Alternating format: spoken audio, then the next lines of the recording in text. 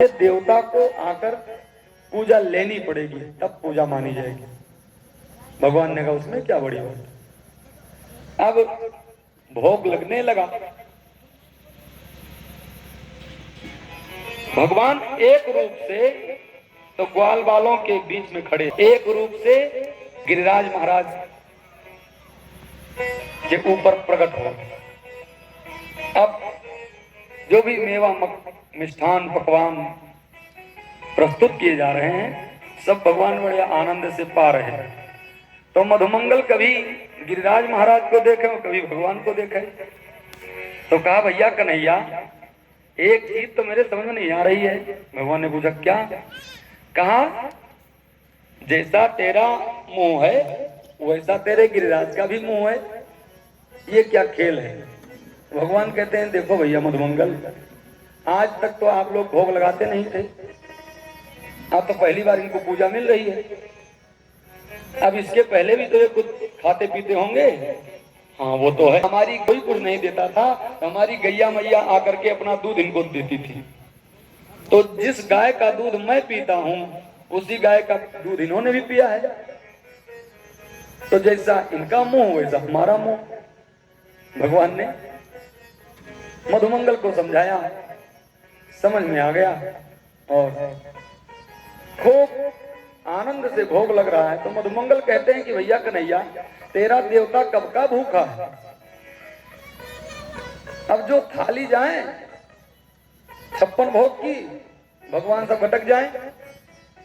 तो मधुमंगल ने कहा भैया कन्हैया, ये कब का भूखा, ये तो कुछ छोड़ ही नहीं रहा, हमको भी कुछ मिलेगा जूठन प्रसाद की नहीं मिलेगा। भाई हम लोग जो है अपने इष्ट की पूजा करके क्या करते हैं? तुम्हें निवेदित भोजन करही, प्रभु प्रसाद पट भूषण धरही। समझ लो, तुम्हें निवेदित भोजन करही, भगवान को भोग लगाकर भोजन करना चाहिए।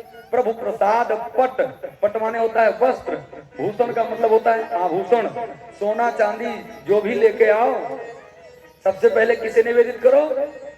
माताएं लावे तो लक्ष्मी जी को प्रस्तुत करें, और पुरुष लोग अपना कोई आभूषण लावे। बहुत लोग होते हैं ना चैन वैन पहन के यहाँ खोले रहते हैं, तो सबसे पहले भगवान को भेंट करो, तब वो प्रसाद हो जाता है ना। और भोग भी पहले भगवान को भेंट करो। अन्न जो भी घर में बने पहले भगवान, एक सिद्धांत है कि जैसा खाओ अन्न वैसा बने मन।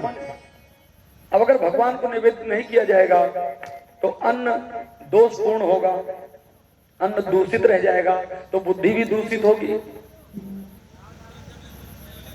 भाई भगवान उसको शुद्ध कर देते हैं, बिना भगवान के शुद्ध किए सब अशुद्ध है। तो है कोई चीज ऐसी संसार में नहीं है जो झूठी ना हो। कोई बता दे कि जो झूठा ना हो।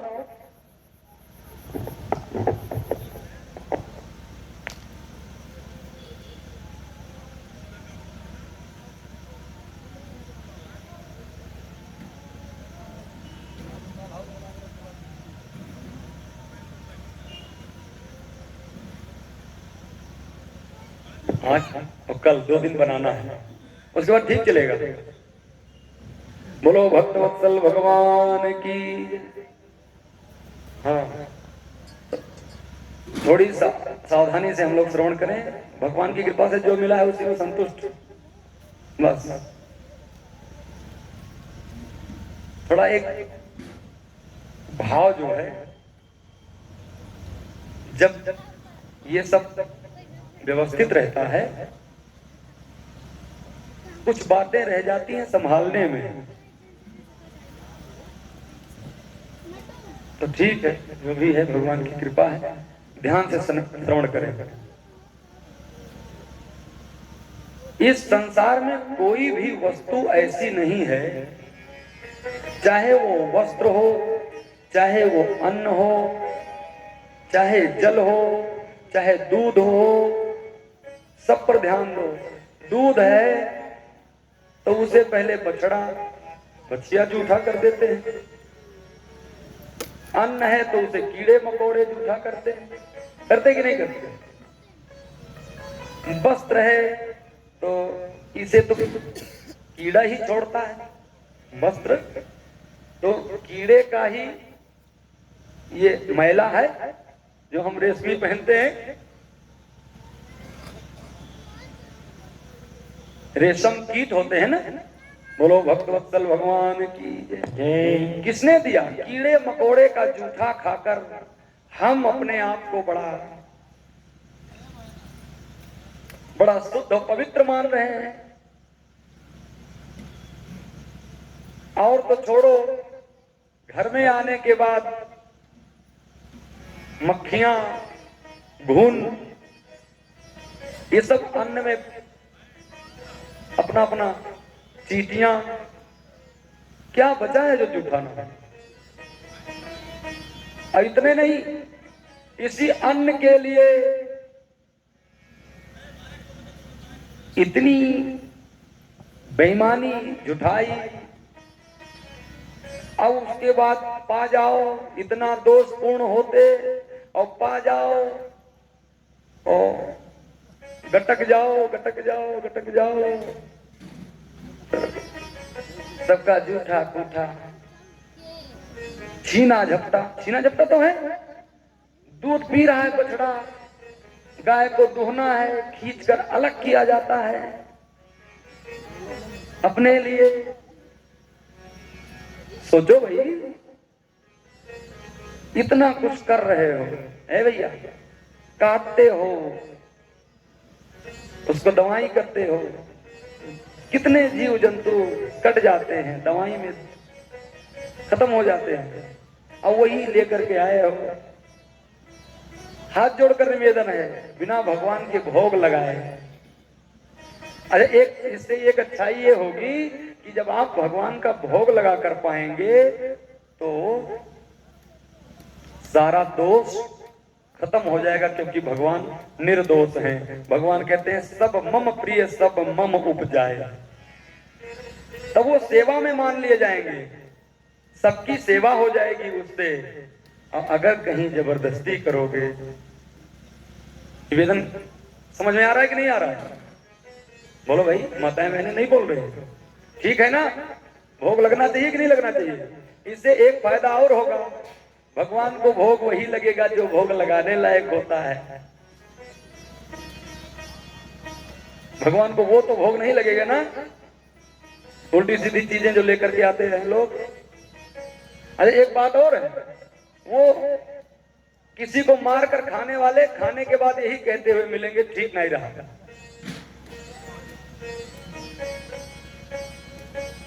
ये वृत्ति बदलिए,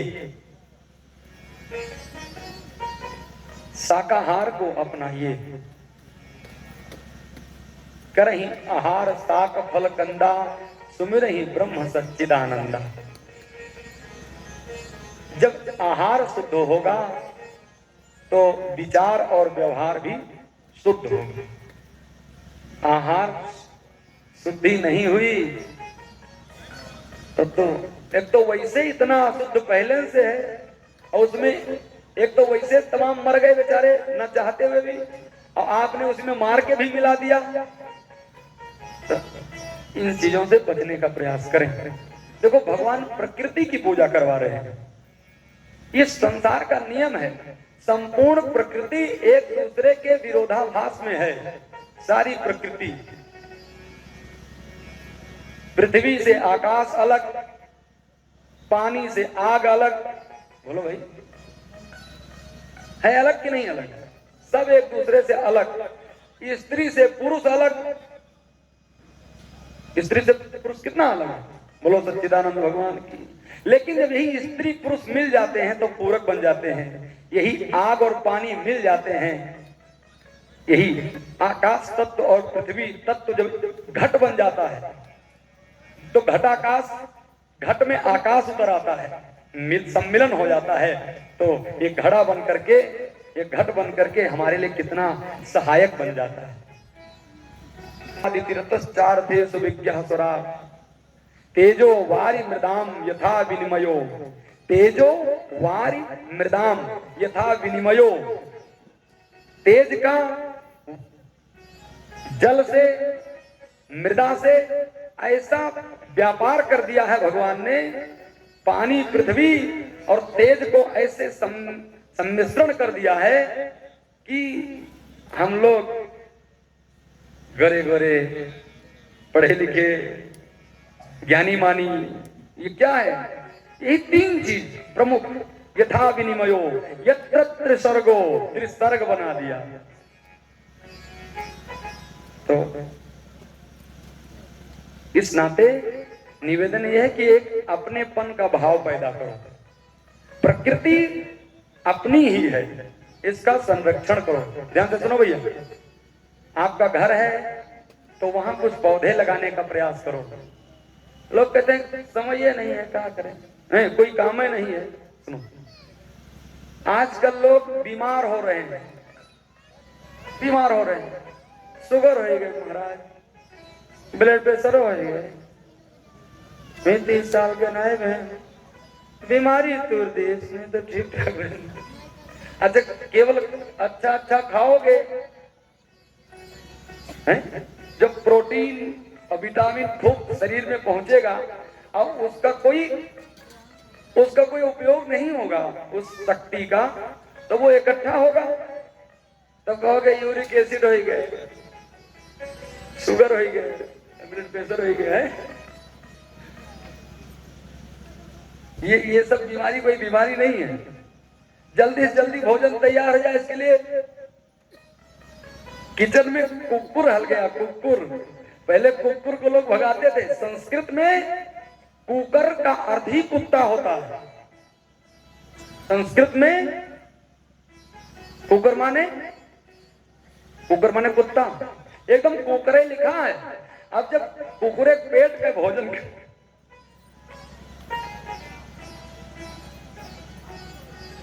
उसमें देखो, पहले आप याद करो भैया, जब वो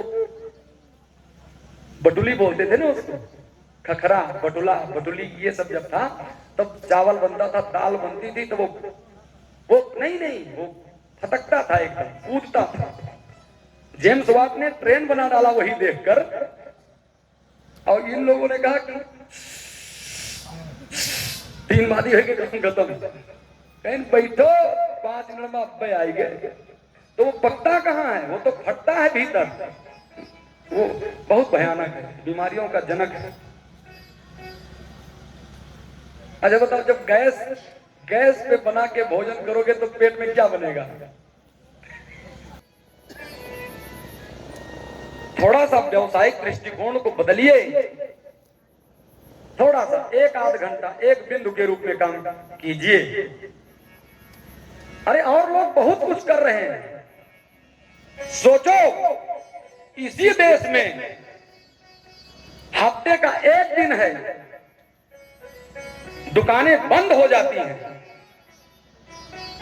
और उपासना की भीड़ लगती है, और हमारे मंदिरों में मोटर से नगाड़ा बज रहा है।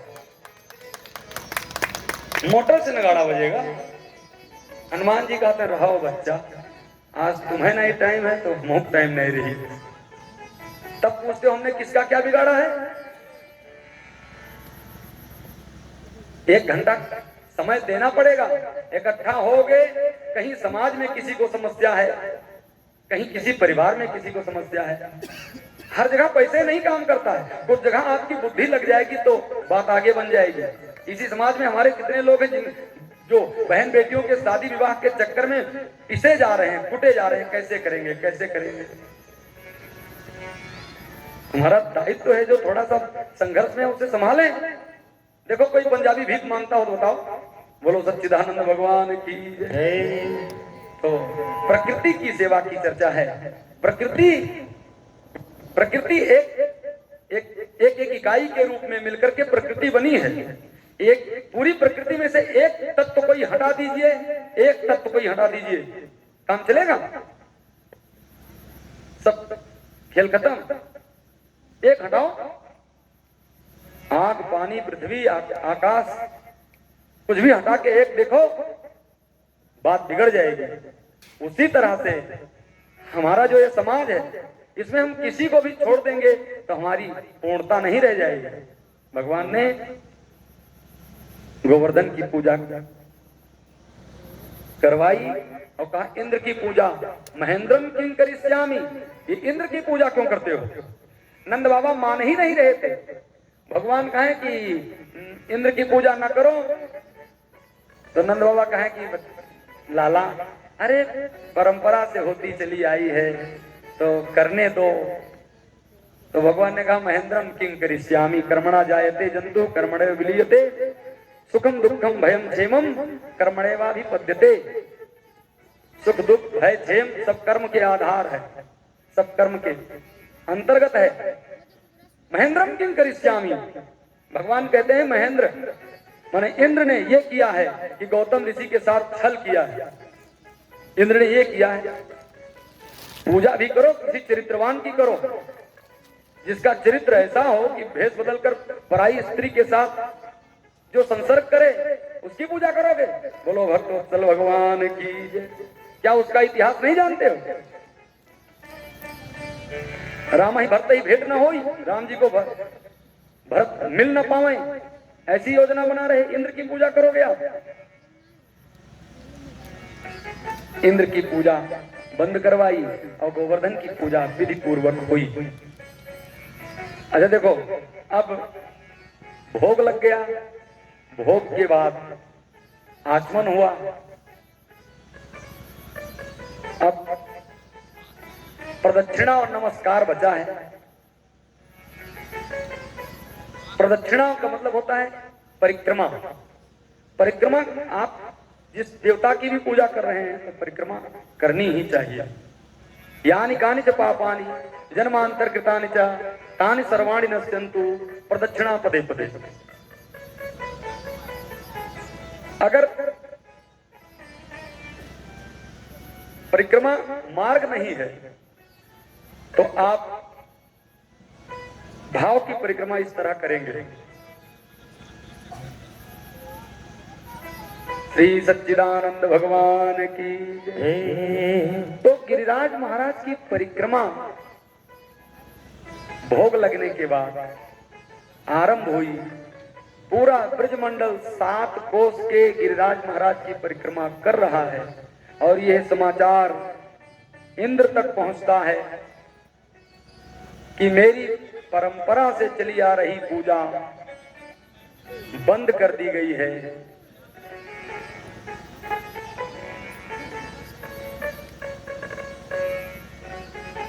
पुरस्कृत गिरिचक्रु प्रदक्षिणम, गिरिराज की परिक्रमा के समय इंद्र ने सुना तो ये जाना कि नंद के छोरा ने, कन्हैया ने मेरी पूजा बंद करवाई है, तो इंद्र भगवान को गाली देने लगा।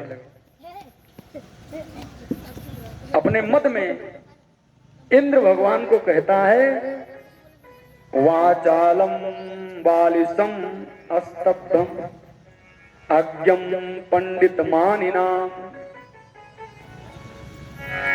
वो जड़ है, वो मूर्ख है, वो सट है। भगवान को ये गालियां सुना रहा है। अपने अमरावतीपुरी में अहंता में कहता है वाचालम, वो बड़ा बातूनी है, बड़ा बकैती करने वाला है। वह 2 दिन का छोरा पंडित मानिना, वो बड़ा विद्वान मानता है अपने आप को, है अज्ञ और मानता है विज्ञ।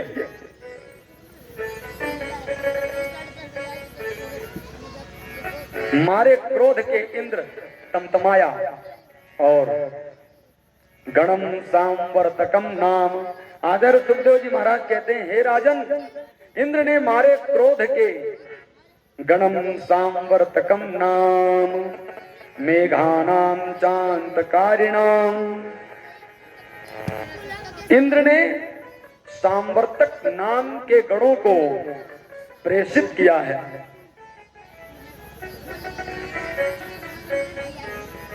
जाकर के ब्रिज में इस तरह से बरस दो कि अजनाभ वर्ष के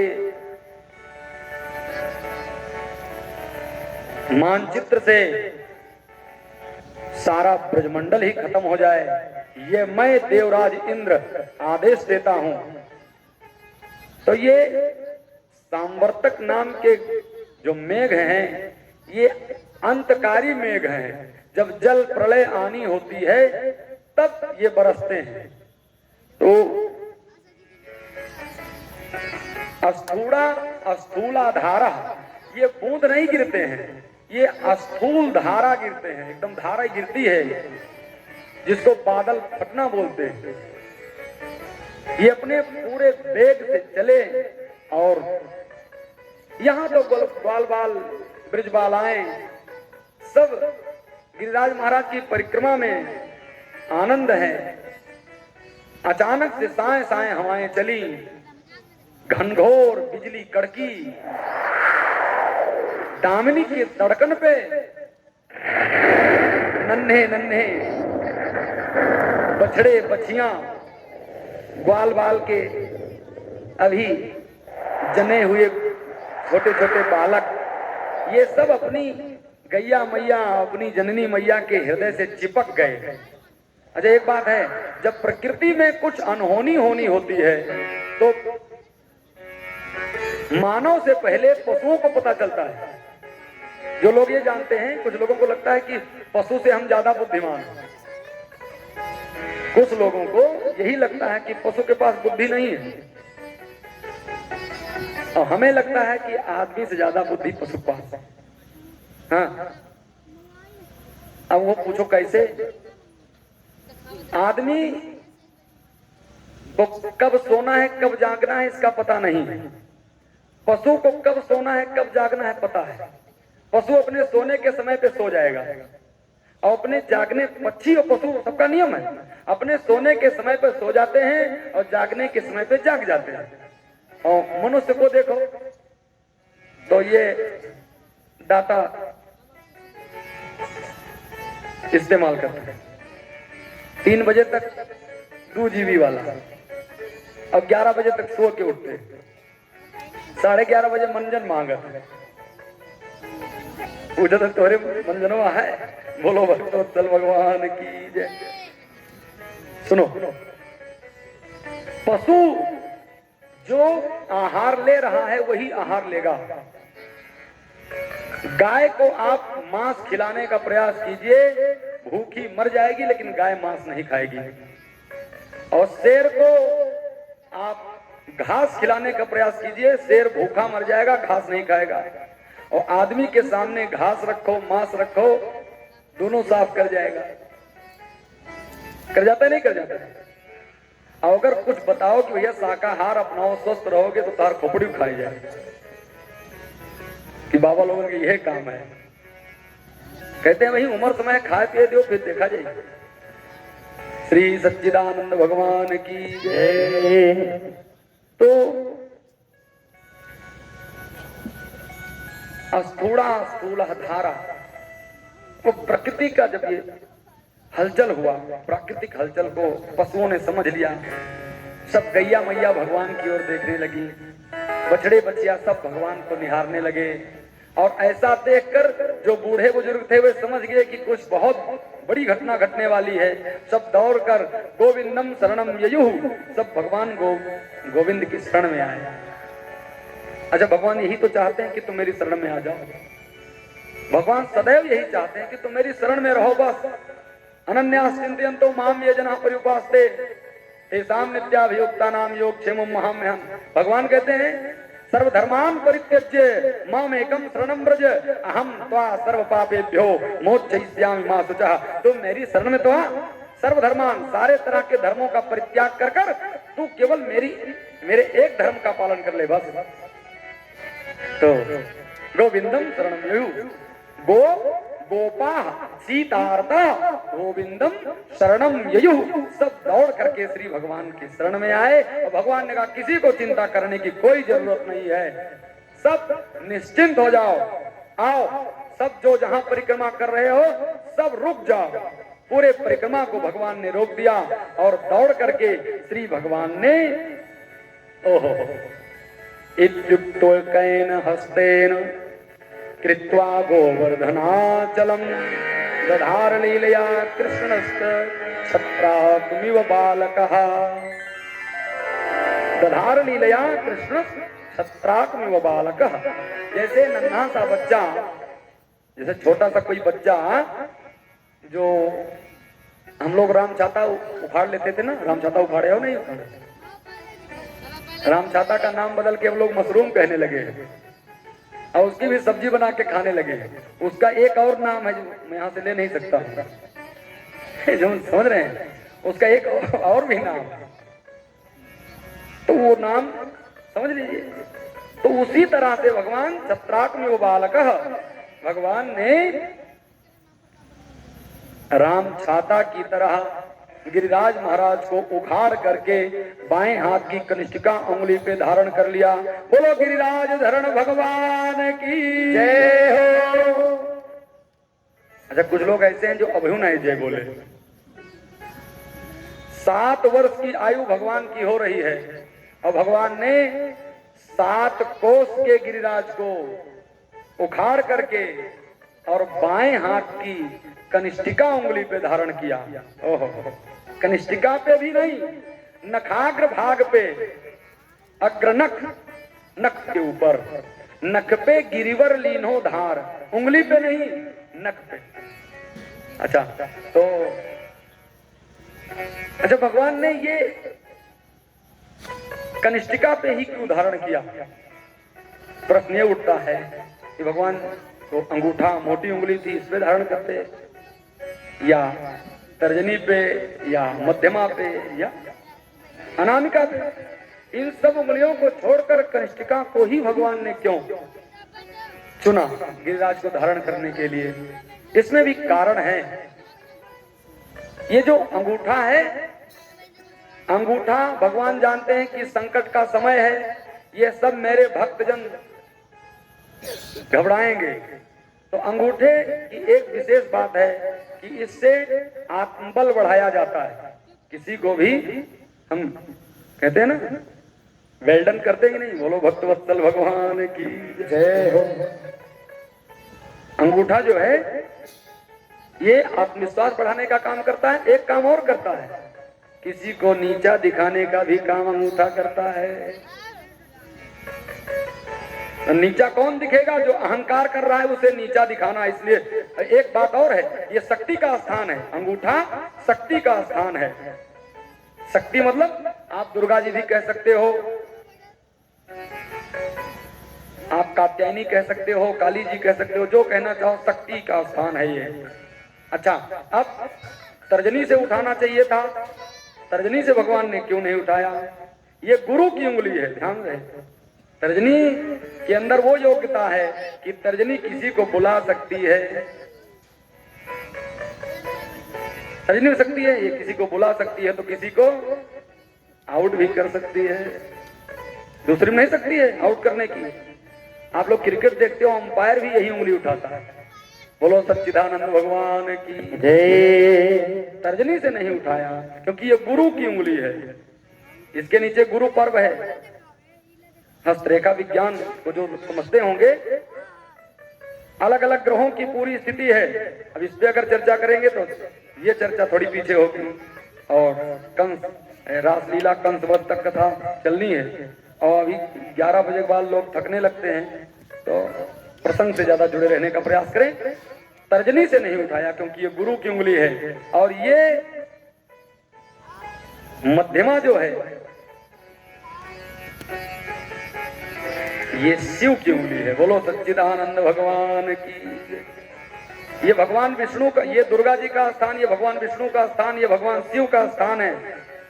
एक बात और है इसकी विशेषता, जब तिलक किया जाता है, स्वयं को चंदन लगाया जाता है, तो इसी उंगली से लगाया जाता है, मध्यमा से।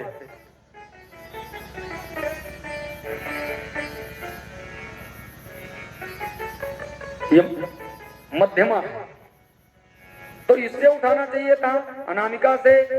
अनामिका भी स्वयं को भद्र होकर तब अपने देवता को चंदन किया जाता है, जिसकी हम पूजा कर रहे हैं।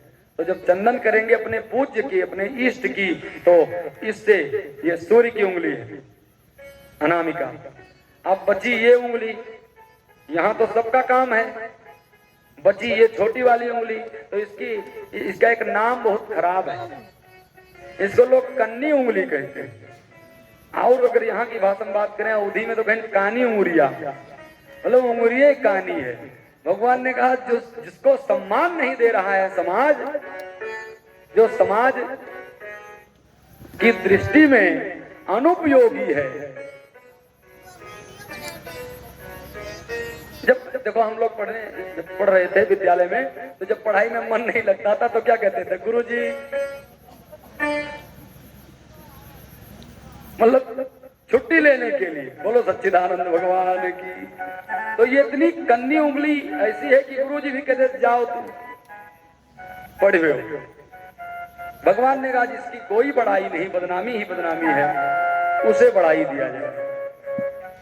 अच्छा एक बात और है, ये सूर्य की उंगली, ध्यान से सुनो, ये दुर्गा शक्ति की उंगली, ये गुरु की उंगली, ये शिव की उंगली, ये सूर्य की उंगली, और ये गणपति का स्थान है। ये बुध क्षेत्र है ना, ये सूर्य क्षेत्र है, ये शनि क्षेत्र है, ये गुरु क्षेत्र है, ये शक्ति क्षेत्र है। बोलो भक्तवत्सल भगवान की। तो भगवान ने गणपति महाराज को, अभी ये वर्षा जो होने जा रही है ये कम दिन नहीं बरसेगा, ये तो पूरे 1 हफ्ते बरसेगा। तो इसमें और कोई, देखो गणनाथ है ना, गण मतलब 3 गण हैं, या तो देवगण है, या दानव गण है, या मानव गण है। तो इस कार्यक्रम में एक गण केवल अलग दिखाई पड़ रहा है वो भीतर। तीनों गण यहाँ पे हैं, और तीनों गण के अध्यक्ष का नाम है गणाध्यक्ष। इंद्र है देवता, लेकिन उसकी वृत्ति हो गई है आसुरी। तो वहां असुर और देवता दोनों मिलकर के ब्रजवासियों के ऊपर, मतलब मानव जाति के ऊपर, जब देव दानव दोनों कुपित हो गए कि इनका अस्तित्व ही खत्म हो जाए, तो भगवान ने कहा गणाध्यक्ष को लगा दो, गणेश जी को लगा दिया कि अब तीनों के मालिक आप हो और इस संकट से आप बचाओ। मतलब कन्नी उंगली पे भगवान ने गिरिराज को धारण किया। अब वो, अच्छा एक बात और है, भगवान ने दाहिने हाथ में क्यों नहीं धारण किया? तो भगवान दाहिने में भी तो धारण कर सकते थे। भगवान ने ये बड़ाई स्वयं नहीं ली है। बावां अंग जो माना जाता है वो पत्नी का होता है। ध्यान से सुनो,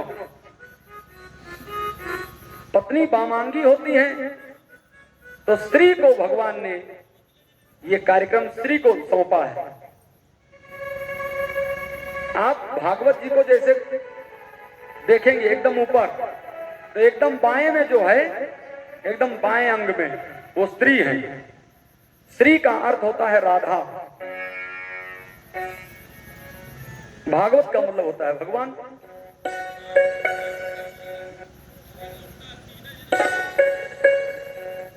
श्री सहितः कृष्णः, श्रिया सहितः कृष्णः, यस्य सः श्री कृष्णः। तो बाएं तरफ श्रीमद् भागवत ही तो है शीर्षक जो हम चर्चा सुन रहे हैं। तो भगवान ने श्री राधा जी को आगे किया है कि देवी जी आप गिरिराज को आप ही धारण कीजिए। राम बरी सिय भंजऊ चापा, राम बरी सिय भंजऊ चापा। धनुष यज्ञ में भी सीता जी ने ही धनुष उठाया है और सीता जी ने ही धनुष को तोड़ा है। लोगों को लगता है राम जी ने तोड़ा है। लक्ष्मण जी कहते हैं छुअत टूट रघुपति हुन दोसु, मुनि बिनु काज करिए कतरोसु। तो वहां भी सीता जी ने उठाया है और यहाँ राधा जी ने उठाया है। तो अब गिरिराज महाराज को भगवान धारण कर लेते हैं और सारा ब्रजमंडल गिरिराज महाराज के नीचे आकर के अपने अपने आवश्यक वस्तुओं के साथ, दैनिक वस्तुओं के साथ उपस्थित हो गया। और वे सांवर्तक गण घनघोर गर्जना के साथ लगे बरसने। तो अब भगवान के प्रमुख भक्त हैं, 3 भक्त बड़े प्रमुख हैं। एक हैं सुदर्शन चक्र जी। सुदर्शन चक्र जी प्रमुख पार्षदों में वे गिरिराज महाराज के एकदम चोटी के ऊपर पहुंचे और चलने लगे। चक्र महाराज जो भी धारा गिरती है उस धारा को काट कर दूर फेंकते हैं। घनघोर वर्षा हो रही है। और दूसरे हैं भगवान के बड़े अनन्य, जिनका नाम शेष है। भगवान शेष सैये पे ही रहते हैं। तो शेष भगवान ने क्या किया, किसी ब्रजवान मतलब गिरिराज महाराज के नीचे एक बूंद जल न जाए, भाई बरस रहा है तो ऊपर से आकर के नीचे जल प्रवेश कर जाएगा। तो किनारे किनारे से बांध बन के गिरिराज महाराज बांध बना लेते हैं। अब ये जो भी जल बरस रहा है, एक तीसरे भक्त हैं भगवान के बड़े न्यारे, जिनका नाम है महात्मा कश्यप। महात्मा कश्यप ने अंजुली लगाई है और जितना जल बरस रहा है ये सब जल सोखते जा रहे हैं। कहाँ कुंभज कहाँ सिंधु अपारा, सोस्यौ सुजस सकल संसारा। ओम केशवाय नमः, ओम नारायण नमः, ओम माधवाय नमः कहकर समुद्र को ही सोख लिया था। ये वो कश्यप मुनि है। कश्यप मुनि जो भी जल बरस रहा है सारा जल पी रहे हैं। तो आचार्य सुखदेव जी महाराज से राजर्षि परीक्षित कहते हैं कि हे गुरुदेव, इनको भाई ये तो समझ में आया कि शेष जी सदैव भगवान के साथ रहते हैं, सुदर्शन जी साथ रहते हैं। ये कश्यप महात्मा कैसे आ गए, इस समय कश्यप जी कैसे आ गए, आप हमें ये बताओ। तो श्री शुक्राचार्य जी महाराज कहते हैं कि हे राजन, थोड़ी एकाग्रता बनाए रखें आप लोग। श्री भक्तवत्सल भगवान की जय हो। आइए 2 बार भगवान नाम संकीर्तन कर लिया जाए, फिर यात्रा आगे बढ़े। ओ तेरी मंद मंद मुस्कनिया पे, तेरी मंद मंद मुस्कनिया पे बलिहार सांवरे, बलिहार सांवरे। तेरी मंद मंद मुस्कनिया पे, तेरी मंद मंद मुस्कनिया पे बलिहार सांवरे, बलिहार सांवरे। मुस्कनिया पे, तेरी मंद मंद मुस्कनिया पे बलिहार सांवरे, बलिहार सांवरे, बलिहार सांवरे, बलिहार सांवरे। जय हो।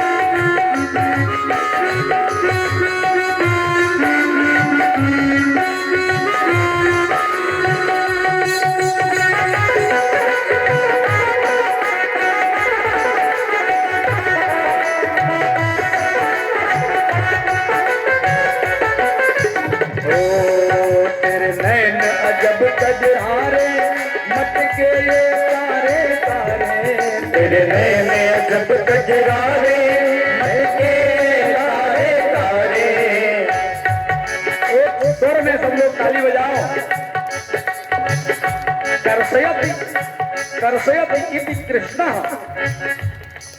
जो खींच ले। अरे देखो, ये जो जाते हैं नदियों में, तालाबों में मछली मारने के लिए जाते हैं ना, तो यहाँ की भाषा में उसको कटिया कहते हैं। कटिया, उसमें थोड़ा आटा वाटा लगा के पानी में डाल के एक लकड़ी लगाए रहते हैं, मछली नीचे पकड़ती है तब वो सिग्नल देने लगता है। तो उसको संस्कृत की भाषा में बंसी कहा जाता है। बंसी कृष्ण के नाम के नीचे लगी है, री की जो बंसी है ना, बंसी ऐसे टेढ़े तो रहता है मछली फंसाने वाला कटिया। एक बंसी वो है जो नीचे लगी है और एक बंसी वो है जो होठों पे लगी है। दोनों बंसी मिलकर के आकर्षण ही पैदा करती है। और इस संसार में जो कृष्ण का नहीं हो पाया, इतना सुंदर कोई नहीं है। रूप, नाम, लीला और धाम भगवान की ये चार चीजें हैं। रूप कृष्ण से सुंदर किसी का नहीं है, नाम राम से सुंदर किसी का नहीं है, लीला रास लीला से बढ़कर कोई नहीं है, और धाम कैलाश से बढ़कर कोई नहीं है मेरे प्यारे। इसलिए आओ सब मधुर मधुरी तो है। तो तेरी मंद मंद मुस्कनिया पे, तेरी मंद मंद मुस्कनिया पे बलिहार सावरे, बलिहार सावरे, बलिहार सावरे, बलिहार सावरे।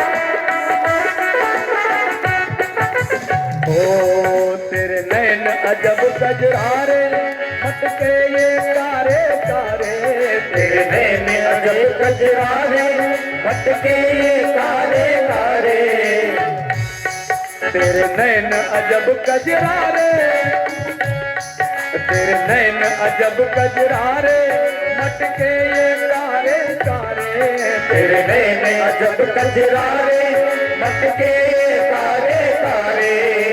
तिरछी सी ओ तेरी तिरछी सी चितवनिया पे बलिहार सावरे, बलिहार सावरे, तेरी तिरछी सी चितवनिया पे बलिहार सावरे, बलिहार सावरे। ओ तेरी मंद मंद मुस्कनिया पे, तेरी मंद मंद मुस्कनिया पे बलिहार सावरे, बलिहार सावरे, बलिहार सावरे, बलिहार सावरे। तेरे बाल बड़े घुंघराले जो बादल काले काले, तेरे बाल बड़े घुंघराले बादल काले काले, बाल है घुंघर वाले बादल यूं काले काले, तेरे बाल है घुंघर वाले बादल यूं काले काले। ओ तेरे कुंडल की लटकनिया पे, तेरे कुंडल की लटकनिया पे बलिहार सावरे, बलिहार सावरे, कुंडल की लटकनिया पे बलिहार सावरे, बलिहार सावरे। मंद मंद मुस्कनिया पे, तेरे मंद मंद मुस्कनिया पे बलिहार सावरे, बलिहार सावरे, मंद मंद मुस्कनिया पे बलिहार सावरे, बलिहार सावरे। तेरी चाल अजब मतवारी लगती है प्यारी प्यारी, तेरी चाल अजब मतवारी लगती है प्यारी प्यारी। दोनों हाथ उठाकर बोलो बाके बिहारी लाल की। तेरी चाल अजब मतवारी लगती है प्यारी प्यारी, तेरी चाल अजब मतवारी लगती है प्यारी प्यारी। मधुर मधुर पैतनिया पे, तेरी मधुर मधुर पैतनिया पे बलिहार सावरे, बलिहार सावरे, तेरी मधुर कन्या पे बलिहार सावरे, बलिहार सावरे। मंद मंद मुख कन्या पे, मंद मंद मुख कन्या पे बलिहार सावरे, बलिहार सावरे, बलिहार सावरे, बलिहार सावरे, बलिहार सावरे,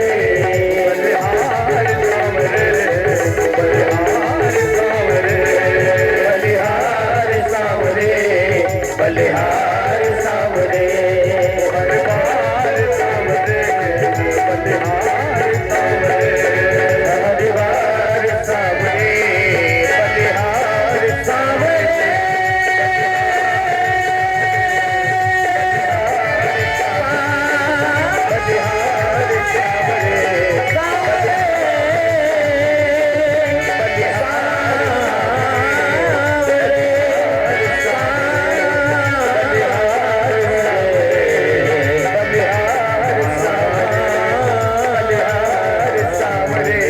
बलिहार बोल भक्तवत्सल भगवान की जय हो। सावधानतया सुनो। देखो श्री अगस्त्य जी महाराज जो हैं, कहाँ कुंभज कहाँ सिंधु अपारा और सोख्यो सुजसु सकल संसार। ये जो हम लोग पूजा करने बैठते हैं ना, पूजा में एक विधान है, यजमान जैसे बैठेंगे अपवित्र पवित्रो व सर्वावस्थांगतो विवाह यह श्वेत कुंडरी काक्ष तपह्याभ्यंतरः शुचि। तो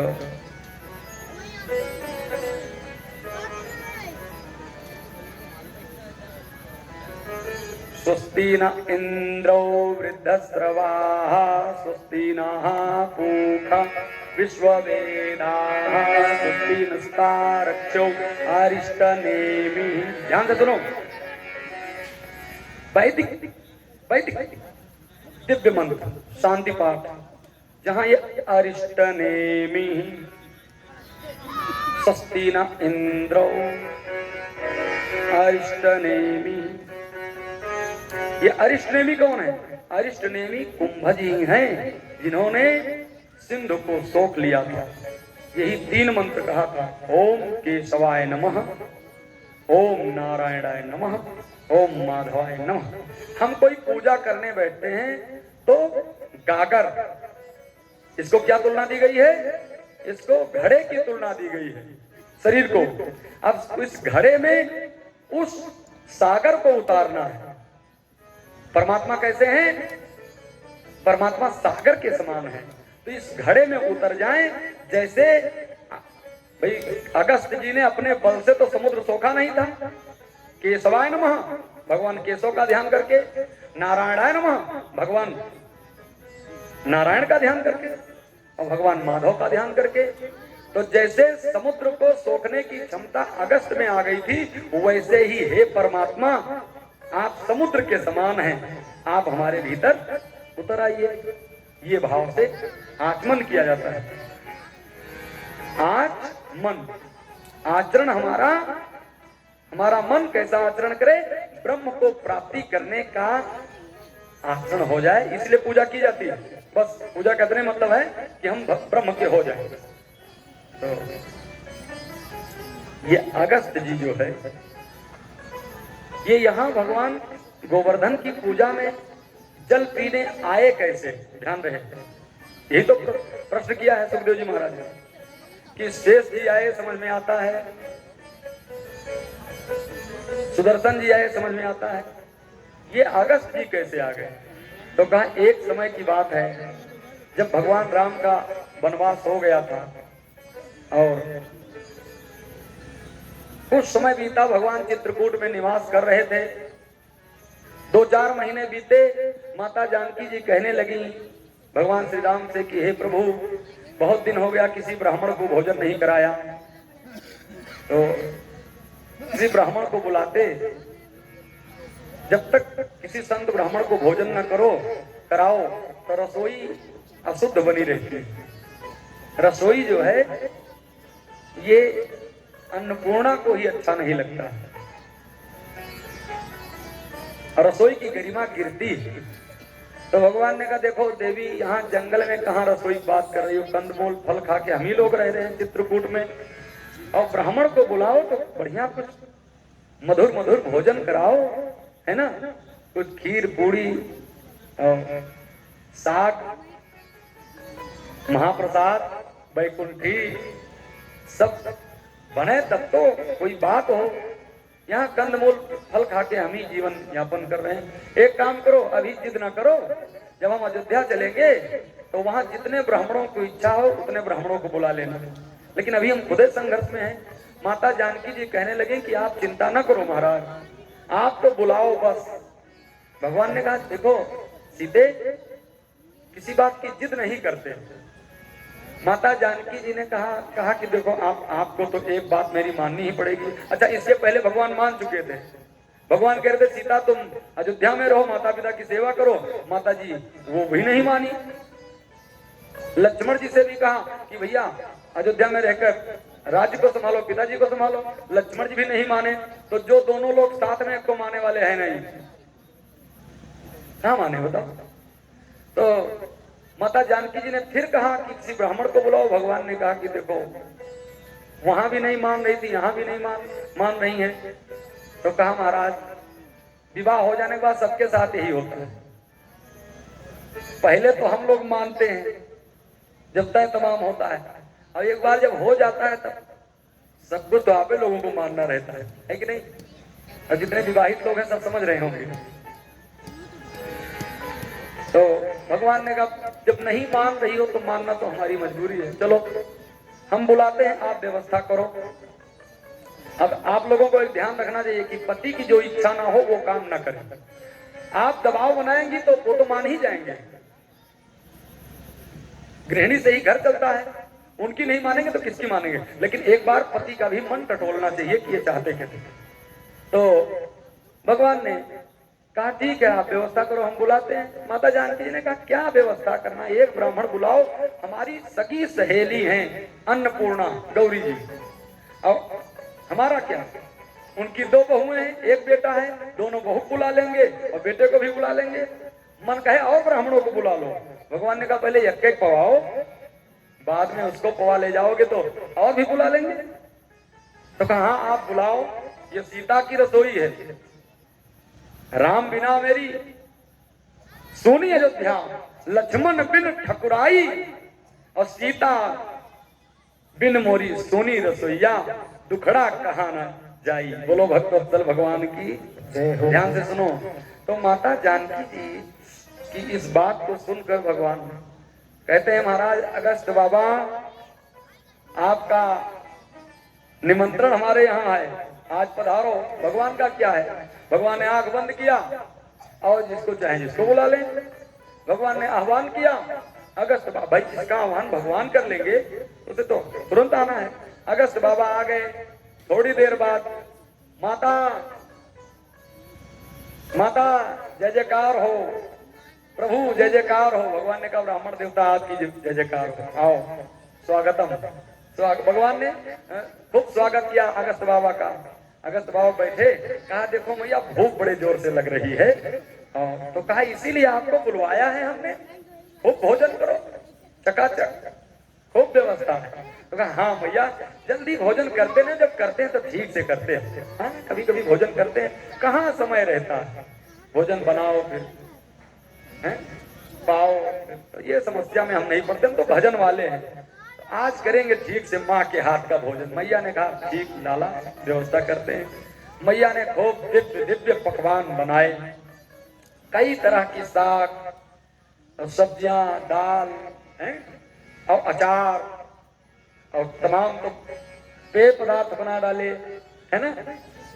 खूब बढ़िया से खीर उर बनाकर, तस्मई उसमई बनाकर, एकदम रसोई एकदम पक्की करके और चौका लगा करके और भोजन परोसा। कहा बाबा आओ भोग लगाओ। बाबा आकर के बैठे और मैया कहती हैं बाबा भोजन पाओ।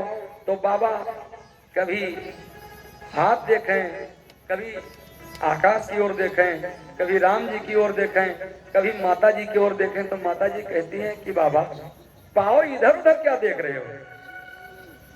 कभी थाली में देखें बाबा, कहीं थाली देखते हो, फिर ऊपर देखते हो, फिर इधर देखते हो, उधर देखते हो, ये क्या बात है?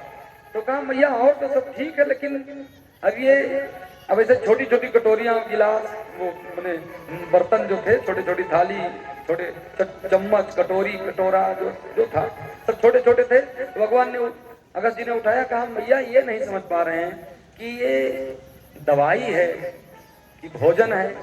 कहा बड़े गजब हो बाबा, इसमें दवाई की क्या बात है? कोई जड़ी बूटी नहीं है, सब भोजन है। तो कहा यही तो समझ नहीं पा रहे हैं कि कान में डालें कि नाक में डालें कि आंख में डालें। तो वह क्या मतलब, बर्तन में भोजन नहीं करते हो? कहा बर्तन में करते हैं, लेकिन इतने छोटे बर्तन में थोड़ा करते, कभी कभी करते हैं। तो बर्तन भी ठीक ठाक बर्तन आपके घर में नहीं है? वह क्या मतलब, कितना भोजन करोगे? कहा पहले आप बर्तन ठीक करो, भोजन की तो बातें अलग है। तो मैया को लगा ये तो बर्तन, हमारे रसोई की इतनी महिमा है और यहाँ बर्तन हमारे बर्तन की महिमा खत्म कर दी गई, हमारे बर्तन की कोई कीमत नहीं रह गई। मारे क्रोध के मैया को अच्छा तो नहीं लगा कि बर्तन की बुराई किया है, तो मारे क्रोध के गई, बड़े बड़े परात लेके आई और ला करके रख दिया। कहा एक काम करो मैया, अब इसी समय सब ले आओ। कहा सब? कहा हाँ, मतलब ठीक से रखो, बड़े बड़े बर्तन में थोड़ा थोड़ा रखोगी तो कहाँ समझ में आएगा। आप कहती हैं तो ठीक। कहा जो जो बनाया सब ले आओ, भोग इकट्ठे लगाएंगे। अब ला करके रखा और फिर भगवान का ध्यान किया। भगवान ने कहा अच्छे से भोजन करो। अगस्त बाबा अब एक पूड़ी एक बार में भगवान का नाम लेके, श्री सच्चिदानंद भगवान की। तो मैया ने कहा कैसे ब्राह्मण को बुला लिया है, दो तो करो। तो कहा जब मुंह में ही जाना है तो चाहे एक जाए चाहे दो जाए। मैया ने कहा दो तो करो। तो बाबा ने समझा कि मैया चाहती थी कि एक पूरी के दो टुकड़े करो, और अगस्त बाबा ने सुना कि दो तो करो, तो बाबा ने दो उठाया।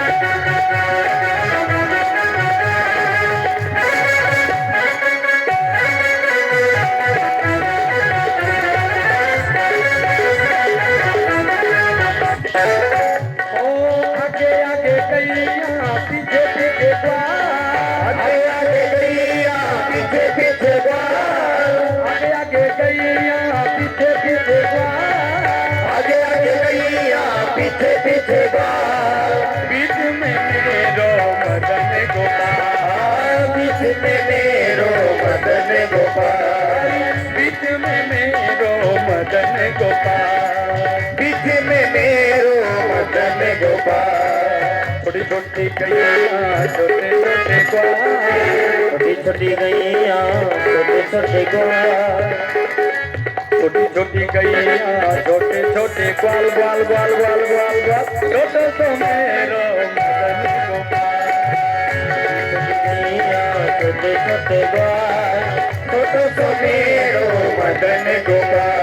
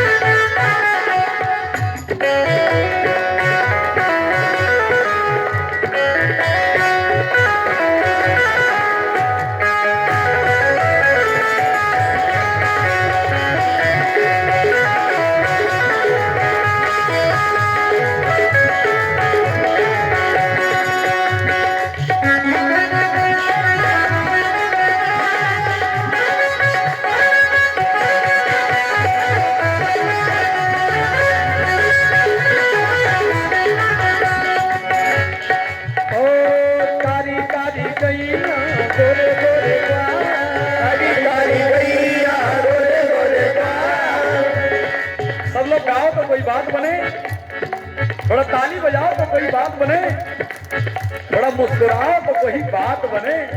चुप रहने में फायदा क्या है? श्री हरि गुण गाओ। तो कोई बात बने।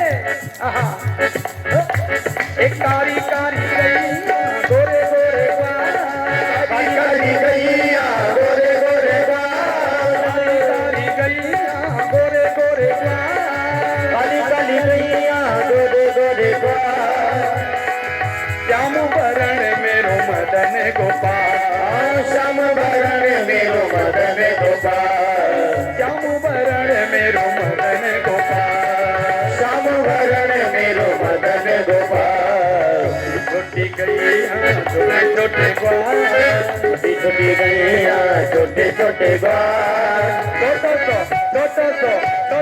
मेरो मदन गोपाल, छोटो सो मेरो मदन गोपाल, छोटी गैया छोटे छोटे ग्वाल, छोटे छोटे गैया छोटे छोटे ग्वाल, छोटो सो मेरो मदन गोपाल, छोटो सो मेरो मदन गोपाल।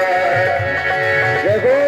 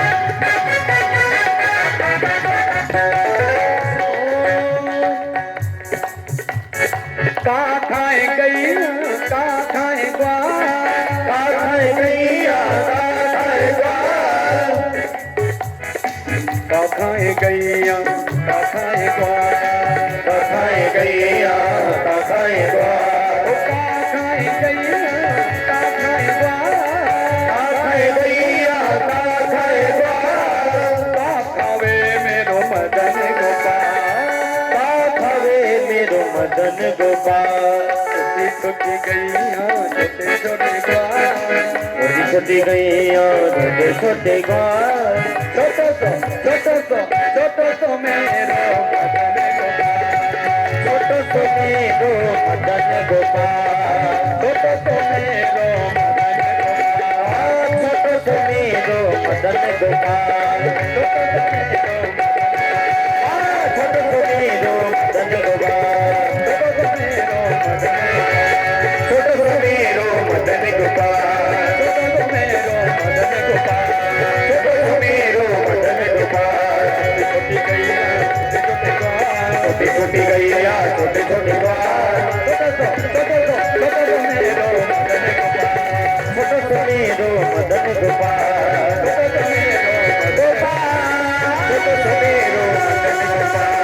सो मेरो मदन गोपाल, छोटो सो मेरो मदन गोपाल, छोटो सो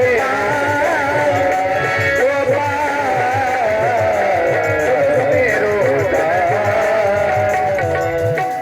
बोलो भक्तवत्सल भगवान की जय हो। देखो एक निवेदन करेंगे, हमारे साधु नगर के बच्चे आ जाए। 7 साल हो गया, 9 साल हुआ, 9 साल हो गया। हर वर्ष गणपति महामहोत्सव में इन्हीं बच्चों ने शुरू किया था गणेश पूजा। आप लोग देखते भी होंगे, इधर से यात्रा जाती है। कथा की महिमा, चारों युग प्रताप तुम्हारा है, प्रसिद्ध जगत उजियारा, कथा की वो महिमा। तो थोड़ी देर पहले जो निवेदन कर रहे थे, ये ना समझिए हम अपने लिए कह रहे हैं, कथा आप लोग कराइए, लेकिन राम कथा भी कराइए, क्योंकि अवधवासी हम हैं, ये अवध परिक्षेत्र है ना। राम कथा भागवत कथा ये नहीं करें कि वो न करो, करो, लेकिन राम कथा भी होती रहे, ये प्रयास करो। तो अब उसी प्रसंग से हम लोग जुड़े कि नमस्तुभ्यं भगवते पुरुषाय महात्मने वासुदेवाय कृष्णाय सात्वतां पतये नमः। वासुदेवाय कृष्णाय सात्वतां पतये नमः, ऐसा इंद्र स्तुति करते हुए भगवान से निवेदन करते हैं। वासुदेवाय कह करके भगवान के उस स्वरूप का बोध कर रहे हैं कि हे प्रभु, आप चराचर जगत की आत्मा हो। वासुदेवाय का अर्थ है जो सब में समान रूप से व्याप्त है, जो देव तत्व सब में समाहित है, वही वासुदेव है। तो इंद्र ये कह रहे हैं कि प्रभु, मूल में तो आप ही हो, बीच में सत्व गुण के बाद रजोगुण है, और ये रजोगुण जो होता है, रज काम एस क्रोध एस रजोगुण समुद्भवा, गीता में भगवान रजोगुण को ही बताते हैं। तमोगुण से तो भक्ति का आरंभ है। हाँ, भक्ति का आरंभ तमोगुण से हो जाता है। कई बार जब भक्ति के मतलब परिणाम से, भक्ति के यत्न से और जीवन में उपलब्धियां आ जाती हैं, संपत्ति आ गई, पद आ गया, तो आदमी के बिगड़ने का जो केंद्र है वो रजोगुण ही है। सतोगुण में तो कुछ होता नहीं है, मतलब क्या, तमोगुण में तो कुछ होता नहीं है। हाँ, जब तमोगुण से व्यक्ति ऊपर उठता है तो बीच में रजोगुण आता है, और रजोगुण अगर पार कर जाता है तो सत्य स्वरूप परमात्मा को पा जाता है, और नहीं तो यहीं से गिर जाता है। तो इंद्र कहता है मैं रजोगुण से हूं, रजस्तमस्कम। हे भगवान, जितना भी अनिष्ट होता है, पदवान, संपत्तिवान, रूपवान, इन्हीं लोगों से तो होती है। सारा अनिष्ट इन्हीं लोगों से तो होता है। जवानी का शरीर हो, ढेर सारा धन हो, ऊंचा पद हो, घर में कोई नेता विधायक मंत्री हो जाए, देखो कैसे बच्चे बिगड़ जाते हैं, रजोगुण से बिगड़ होता है। इंद्र ने कहा प्रभु, मैं रजोगुण में हूं, मुझसे गलती हो गई, मुझे नमस्तुभ्यं भगवते पुरुषाय महात्मने। हे भगवान, मैं बार बार आपसे क्षमा याचना करता हूँ। भगवान ने कहा जाओ, तुम्हें क्षमा किया। और अब इंद्र की जान में जान आई, उसे लगा कि आधिपत्य हमारा बच गया। तो ये अमावस्या के दिन गोप ग्वाल इंद्र की पूजा किया करते थे। अमावस्या पूजा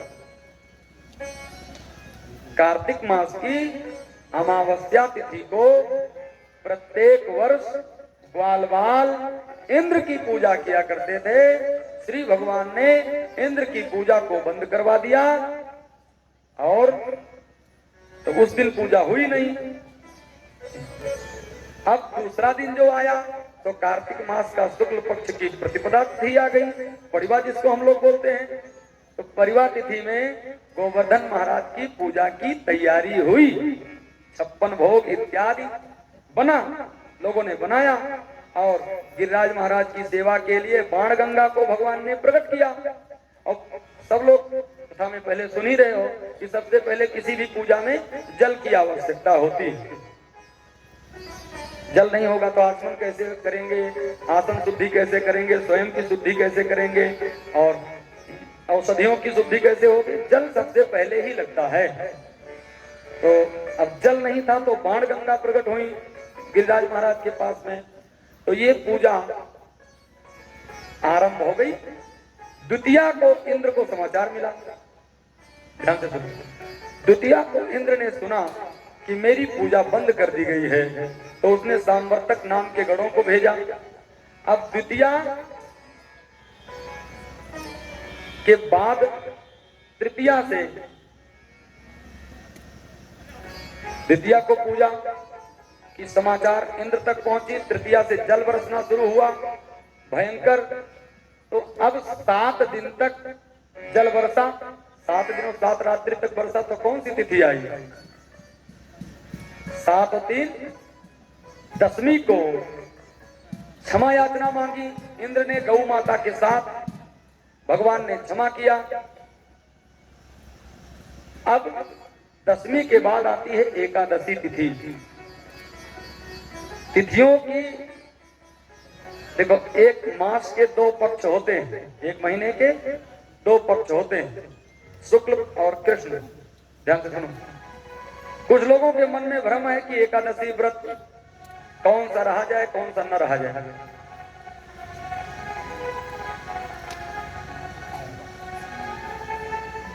तो एकादशी वैष्णवों का सर्वोत्तम व्रत है, इसका पारण महत्वपूर्ण होता है। पारण द्वादशी में ही होता है, इस बात का ध्यान रखना चाहिए। और व्रत दोनों मास के, एक मास के दोनों व्रत जो होते हैं दोनों करने चाहिए वैष्णवों को। अच्छा देखो, नंद बाबा के भवन में श्री भगवान बाल रूप में खेल रहे हैं, लेकिन नंद बाबा फिर भी नियम का पालन कर रहे हैं, फिर भी नियम चल रहा है। जब तक जीवन है तब तक नियम का पालन होना चाहिए। कुछ लोगों को लगता है कि अब तो हम ये कर ले गए, अब नियम क्या करना। एक भ्रम ऐसा ही समाज में ये भी है कि चार धाम यात्रा कर लिए तो श्राद्ध नहीं करना चाहिए या पितरों का ध्यान नहीं करना चाहिए, ये भी गलत है। जब तक आप हैं, जब तक अपने पूर्वजों को अपनी स्मृति में रखिए और पूर्वजों का सम्मान, पूर्वजों को भी भूलिए मत। आप भूल जाएंगे तो आप भी भुला दिए जाएंगे। आप सम्मान नहीं कर पाएंगे तो आपका सम्मान नहीं होगा। तो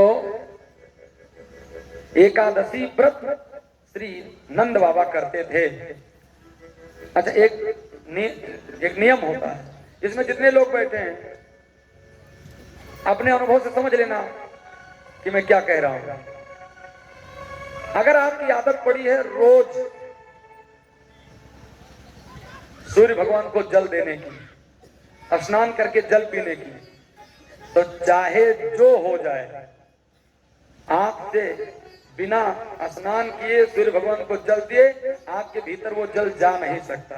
आप कहेंगे ना हो ना भाई, ना नहीं हो पाएगा, है ना। अगर आपका नियम पक्का है तो, और नहीं तो सीजनली भक्ति होती है कुछ लोगों की। खरबूजे को देखकर खरबूजा रंग बदलता है। 4-6 दिन नवरात्र में पूजा करके चंदन मंदन लगाए के बड़का त्यागी बने, फिर बात कहीं दोनों फायदा नहीं है, छोड़ा। हाँ, नियम का पालन जो करने वाले हैं, कुछ भी हो जाए अपने नियम को नहीं छोड़ना चाहते। तो नंद बाबा भी नियम को छोड़ने वाले नहीं थे। एकादश्याम निराहार, 10वीं को सारा कार्यक्रम खत्म हो गया गिरिराज महाराज वाला। एकादश्याम निराहार समभ्यर्थ जनार्दनम अस्नातुम नंदस्तु कालिंद्या द्वादश्याम जलमाविशत। द्वादश्याम जलमाविशत, द्वादशी में पारण करना है, इसलिए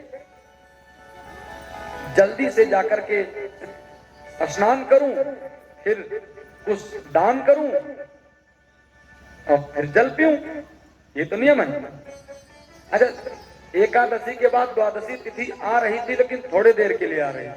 कई बार तिथियों का क्षय होता है, घड़ी पहाड़ के लिए तिथि आती है, रुकती है, फिर तेरस लग गया, तो तेरस न लग जाए नहीं तो व्रत खंडित होगा। तो नींदे ना आवे बाबा को, गहरी रात बीत गई और नींदे ना आवे कि कहीं ऐसा ना हो सो जाएं सो जाएं सो जाएं।